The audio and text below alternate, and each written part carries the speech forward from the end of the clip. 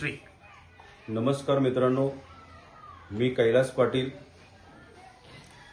महाकुंभमेळा प्रयागराजला मी 28 जानेवारीला रात्री 8 वाजल्यापासून 2 वाजेपर्यंत उपस्थित होतो. 12 वाजण्याची साई स्नानाची वेळेसाठी मी अमावस्याची म्हणजे वाट बघत होतो की मौनी अमावस्या होती. 12च्या नंतर मी आंघोळ करावं असं आम्हाला वाटलं. मी आणि माझा मित्र रोडपालचा दिलीप होतो. तर त्यानंतर एक अनाउन्समेंट झाली 12:30-1च्या टायमाला की जो भी सोए हुए है वो सब उठ के अमृत स्नान करो. ती जेवढी झोपलेली लोक होती तेवढी उठली आणि एक हातीच तिथे चंगराचंगरी झाली. मी स्वतः बघितली. दुर्दैवी अनेकाचा त्या ठिकाणी काही लोकांचा जीव गमवावा लागला.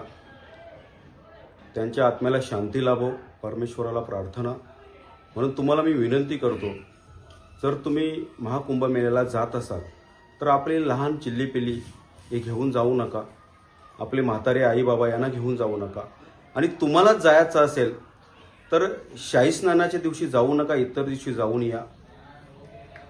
एवढाच तुम्हाला संदेश सांगतो. हर हर महादेव. जय श्रीराम.